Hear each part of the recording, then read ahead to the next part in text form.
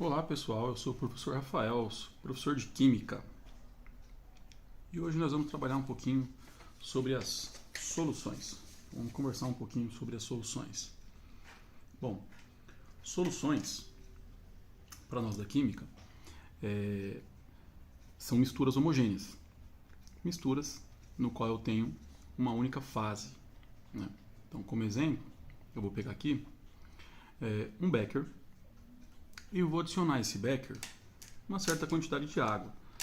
Água pura, viu, pessoal? Então, vou adicionar uma certa quantidade aqui de água pura. Lembrando que água pura nós conhecemos como água destilada. Destilada, tá? Então, água mineral, água potável não são consideradas água pura.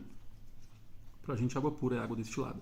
Então, a essa água pura eu vou adicionar uma determinada quantidade de sal de cozinha, que nós conhecemos como NaCl, um composto iônico. Vou adicionar esse sal de cozinha aqui na água, tá? Só um pouquinho. Não é essa quantidade de desenho, não. Acho que exagerei no desenho. Um pouquinho menos aqui, não? Uma colherzinha pequenininha, uma pitadinha de sal aqui na água. Ao adicionar essa quantidade de cloreto de sódio na água, o sal ele vai se espalhar pelos espaços que existem entre as moléculas de água. E eu vou agitar aqui essa mistura, e de tal modo que após a agitação, a minha mistura ela vira uma solução. Por quê? Porque a partir de agora, o sal ele se misturou com a água e eu não consigo mais enxergar esse sal, né? Então, aqui eu vou ter uma única fase. Por quê? Porque aqui o meu sistema ele é homogêneo, né? Ele só tem uma fase, um sistema monofásico. Então, isso são soluções. Lembrando que solução pode ser sólida, líquida ou gasosa. Sim, no ensino médio nós trabalhamos mais as soluções líquidas, no qual o solvente é a água. Por isso nós chamamos de soluções aquosas. Então, soluções aquosas. O que são soluções aquosas? Soluções no qual o solvente é a água. Aí você deve estar se perguntando, mas professor, solvente, esse nome? Bom, são nomes, pessoal. Nós vamos começar agora a dar nomes. Aqui eu não misturei duas partes. Seguinte, essas partes têm nome. O sal de cozinha é a substância que se espalhou, que se dispersou, certo? O sal de cozinha nós vamos chamar de soluto. Então, o que vai ser o soluto? Vai ser uma substância que se espalha, né? Uma substância que é dissolvida no solvente. Então, eu vou chamar esse sal de cozinha de soluto. E a água eu vou chamar de solvente, que é a substância capaz de dissolver outra. Então, aqui eu tenho solvente, que é a água, e eu tenho soluto, que é o sal de cozinha. Então, vamos lá? Se você colocar um soluto mais solvente,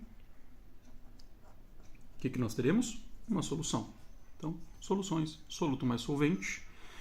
Quando eu coloco o soluto mais o solvente, vai formar uma mistura homogênea, né? Uma mistura que tem uma única fase. E eu chamo isso de solução. Tudo bem? Então, solvente, substância capaz de dissolver outra, e soluto, substância que é dissolvida num solvente. Então, normalmente o soluto está em menor quantidade, o solvente está em maior quantidade, né? Ele serve como meio para o soluto se espalhar. Tá bom? Então essas são as soluções. Agora, o seguinte. Como é que ocorre essa dissolução? Então, vamos trabalhar um pouquinho do como ocorre essa dissolução. Deixa eu tentar arrumar aqui na câmera. Estou com a câmera do celular, tá difícil de fazer o cambalacho aqui. Mas, vamos lá, vou tentar aqui dar um jeitinho. Vamos lá. Então, beleza, vamos lá. Como ocorre essa distribuição das partículas de sal na água? Como ocorre essa dissolução? Sabemos que o sal é um composto iônico, né, formado por um retículo cristalino. Retículo cristalino. O que é o retículo cristalino? São esses cristalzinhos aqui, onde os íons estão presos, né? Nesse caso aqui o sal está sólido, né? Então aqui é onde os íons estão presos. Íons positivos e íons negativos. Né? Lembrando, sal de cozinha, NaCl, cloreto de sódio. O Na tem uma carguinha positiva, o cloro tem uma carguinha negativa. Então nós vamos representar como uma esfera negativa o cloro, uma esfera positiva o sódio. E as moléculas de água nós vamos representar assim, ó. Parece até um Mickey, né? Cabeça do Mickey de ponta cabeça aqui, né? Seguinte, aqui esses dois vão ser o hidrogênio ligado ao oxigênio. Lembrando, molécula da água, H2O, hein, gente? Não vai esquecer, hein? Tá bom, o que acontece? Quando você coloca esse retículo cristalino, esses vários cristais de sal, em contato com as moléculas de água, temos que lembrar que a molécula de água ela é polar, devido à sua geometria molecular e à sua constituição. O que significa ser polar, professor? Esqueci, pessoal, tem que relembrar. Devido à diferença de eletronegatividade entre o hidrogênio e o oxigênio aqui, o oxigênio, por ser muito mais eletronegativo, ele puxa para ele a nuvem de elétrons. Esses elétrons compartilhados aqui entre os átomos de oxigênio e hidrogênio. Ao puxar essa nuvem para ele, o que acontece? A molequinha de água fica com polo negativo, porque o elétron tem carga negativa. E os hidrogênios ficam meio que com seus núcleos expostos, adquirindo aí um polo positivo. Ou seja, o lado do oxigênio é o polo negativo e o lado dos hidrogênios o polo positivo da água. Quando eu coloco aqueles cristalzinhos de sal em contato com a água, várias moléculas dessa de água vão interagir aqui com os íons. Porque, pensando em um dos princípios básicos da física, cargas opostas se atraem. O que vai acontecer? O lado negativo da molécula da água vai interagir lá com o íon positivo. O lado positivo vai interagir com o íon negativo. De tal modo que são várias moléculas de água lá, né? Quando você colocou o cristalzinho. Vai vir aqui uma moléculazinha com o lado positivo e interagir aqui com essa negativa. Vai arrancar. E os cristalzinhos vão se desfazendo, porque as moléculas de água vão arrancando esses íons. De tal modo que, após a distribuição das partículas, né, desses íons aqui, lá no meio da água, o que vai acontecer? Elas vão ficar assim. Deixa eu pegar aqui minha caneta vermelha. Elas vão ficar assim. Opa, fica aí. Aqui assim. Elas vão adquirir esse aspecto aqui, ó. E aqui eu queria comentar essa situação com vocês. Vamos aqui, para ficar didaticamente melhor, pintar o oxigênio de vermelho e vamos pintar o hidrogênio de azul. Tá? O que acontece? Agora os íons estão todos separados lá, né? Esses íons se separaram em meio às moléculas de água, passaram a ocupar os espaços entre elas, só que não foi de qualquer jeito não. Os íons positivos estão rodeados de moléculas de água, só que as moléculas de água estão olhando para esse íon aqui com o lado do oxigênio, porque o lado do oxigênio é o lado negativo. Então olha só o que acontece aqui. Os oxigênios estão voltados para o íon positivo. Lá no íon negativo também vai estar rodeado de moléculas de água. Só que agora quem está olhando para esse íon negativo são os átomos de hidrogênio. Que, lembrando aí, o que é o hidrogênio? Os hidrogênios são os polos, é o polo positivo da molécula da água, né? Então cargas opostas se atraem. Tudo bem? Seguinte, pensando aí nessa explicação de como ocorre a dissolução do sal na água, dá pra gente perceber, entender o porquê.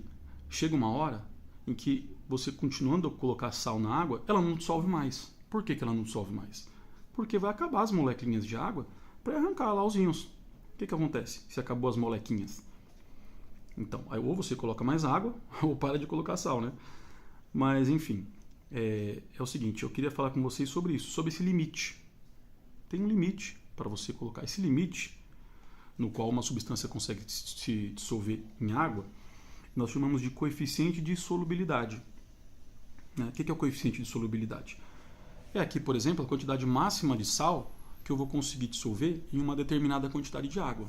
Eu chamo isso de coeficiente de solubilidade. Eu coloquei aqui direitinho a definição para vocês. Vou tentar subir aqui a nossa câmera. Bom, tá aí. Então, o que é o coeficiente de solubilidade? É a quantidade necessária de uma substância para saturar, ou seja, para atingir, né, a máxima quantidade que uma quantidade padrão de solvente em determinadas condições de temperatura e pressão podem dissolver. Ou seja, o coeficiente de solubilidade vai ser o máximo de soluto que eu consigo dissolver em uma determinada quantidade de solvente a uma determinada temperatura e pressão. Tudo bem? Vamos pegar aqui como exemplo? Vou pegar aqui um exemplo para vocês. Vamos pegar aqui como exemplo o coeficiente de solubilidade do sal de cozinha, que é o cloreto de sódio. Qual que é a informação? Que 36 gramas de NaCl em 100 gramas de água a 20 graus Celsius. O que significa? Que se eu pegar 100 graminhas de água a 20 graus Celsius de temperatura e adicionar 36 gramas de NaCl, quer dizer que eu atingi o limite, certo? Essa é a quantidade máxima que eu consigo colocar de sal em 100 gramas de água a 20 graus Celsius. Então, o que acontece? Sempre que eu falo sobre coeficiente de solubilidade, eu tenho que informar a quantidade que eu tenho para dissolver, em que quantidade de solvente eu posso dissolver essa quantidade de soluto e a temperatura que esse solvente está. Lembrando, pessoal, que no ensino médio, as soluções mais utilizadas são as soluções aquosas, no qual o meu solvente é a água, tá bom? E normalmente é o padrãozinho, viu? 100 gramas de água, que é a minha quantidade padrão de solvente. Pode aparecer diferente, mas normalmente aparecem 100 gramas. Decorrente dessa quantidade máxima, desse limite que eu falei para vocês, chamado coeficiente de solubilidade, eu posso classificar as soluções em 3 tipos. Ela pode ser saturada, insaturada e, vou aparecer aqui para vocês, supersaturada. Vamos comentar um pouquinho sobre essas 3 soluções. A solução saturada é aquela solução que atingiu o limite, né? Igual sua mãe fala para você, tô saturada de você. Toma cuidado, ela está no limite. Mais um pouquinho que você aprontar, olha que pode ficar feio para você a situação. Na química não é diferente. Quando eu falo em solução saturada, estou falando daquela solução no qual o meu solvente já atingiu o limite para dissolução de determinado soluto. Ou seja, é como se, por exemplo, eu tivesse pego as 100 graminhas de água a 20 graus Celsius e colocado lá as 36 gramas de sal. Pronto.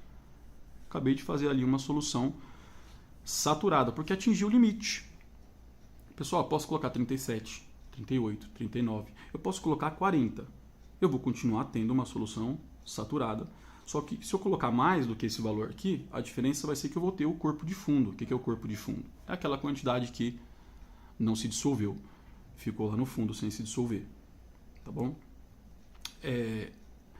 Pensando nessa mesma ideia, se solução saturada é quando você atinge, né, quando atinge o coeficiente de solubilidade, a solução insaturada é quando a quantidade de soluto ainda não atingiu o coeficiente de solubilidade. Exemplo, se eu pegar 100 graminhas de água a 20 graus Celsius e colocar 20 graminhas de sal, eu vou obter uma solução insaturada. Uma solução no qual eu ainda posso adicionar uma nova quantidade de soluto, porque eu não atingi o máximo permitido ainda, né?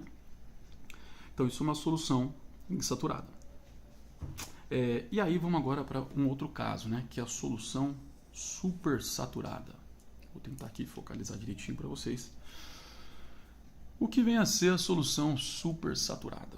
Bom, como o próprio nome diz, né? Ela está mais do que saturada. É quando a quantidade de soluto ultrapassa o coeficiente de solubilidade. Quando ultrapassa aquela quantidade definida, né? Mas isso não acontece de qualquer jeito. Vou explicar aqui para vocês como isso acontece, de uma maneira bem simples. Vou pegar uma substância X, ou seja, qualquer substância aí. E eu vou informar para você aqui o coeficiente de solubilidade dessa substância X, ou seja, quanto que eu consigo dissolver dessa substância X. Bom, vou colocar aqui para vocês 20 gramas de X em 100 gramas de água a, vamos supor, 20 graus Celsius. E agora eu vou mudar a temperatura. Vamos colocar aqui a 80 graus Celsius. Beleza, então olha só o que acontece aqui. Eu tenho dois coeficientes de solubilidade para duas temperaturas, certo? Então quer dizer que a 20 graus Celsius, 100 graminhas de água conseguem dissolver 20 gramas de X. E a 80 graus Celsius, 100 graminhas de água conseguem dissolver 25 gramas de X. Deixa eu comer junto aqui. Tá, então vamos começar aqui inicialmente com 100 gramas de água a 20 graus Celsius. Sabe o que eu vou fazer? Eu vou colocar aqui, nessas 100 graminhas de água a 20 graus Celsius. Então lá, 100 graminhas de água a 20 graus Celsius. Eu não vou colocar 20 não, vou colocar 25. Vamos lá, 25. Então, 25 graminhas de X. Então tá lá, 25 graminhas de X aqui, nessa quantidade de água. O que vai acontecer?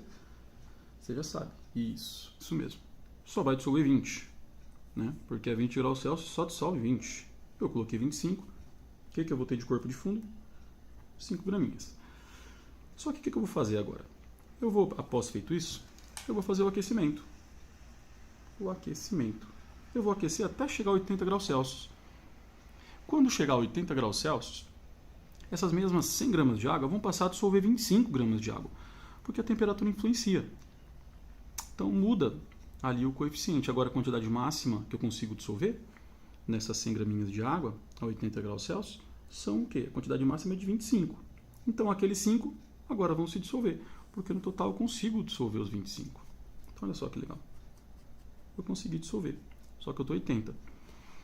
Agora vem uma outra parte muito importante. Eu vou ter que efetuar o resfriamento. Só que esse resfriamento não pode ser com perturbação, com agitação. Esse resfriamento tem que ser lento, sem perturbação, sem agitação. O que acontece? Quando você vai resfriar, então vamos supor aqui que eu resfriei agora de novo, até 20 graus Celsius. De novo. O que deveria acontecer, pessoal? Deveria, professor, 5 graminhas voltar aqui a cristalizar e ficar no fundo. Só que como eu efetuei o resfriamento lento, não volta. Ele fica tudo dissolvido. Ou seja, a 20 graus Celsius, esses 100 graminhas de água deveriam dissolver 20. No entanto, tem 25 dissolvido. Eu digo que essa solução aqui, ela se encontra no estado supersaturado, né? Solução supersaturada. Então está super saturada. Agora, o interessante é que se você der um petelequinho, fizer uma agitação aí, o que vai acontecer? Aquelas 5 graminhas, elas voltam a cristalizar e a sua solução volta a ser saturada com o corpo de fundo. Então ela é uma solução instável, por isso que você tem que resfriar lentamente, sem agitação. Que dessa maneira, aquela quantidade acima do permitido vai continuar dissolvida. Mas qualquer agitação, ela volta a ser saturada com o corpo de fundo. Então, por isso que eu deixei esse espacinho aqui, ó, na solução supersaturada aqui, ó. Esse espacinho aqui para dizer que a solução supersaturada, ela é instável. Né? Uma coisa que não quer ficar daquele jeito, né? Qualquer perturbação ali, ela muda a sua situação. Então essa é a solução supersaturada, ela é instável. Bom, e agora vamos falar aqui de uma observação. Fiz aqui uma observação. Deixa eu ver se eu consigo focalizar. Não. Eu vou dobrar aqui. Queria falar sobre a solubilidade dos gases em líquidos. Então aqui a solubilidade dos gases em líquido. Bem simples aqui, tá, pessoal? Quando eu falo da solubilidade dos gases em líquidos, eu tenho que pensar em dois fatores que podem influenciar nessa solubilidade, que é a pressão e a temperatura.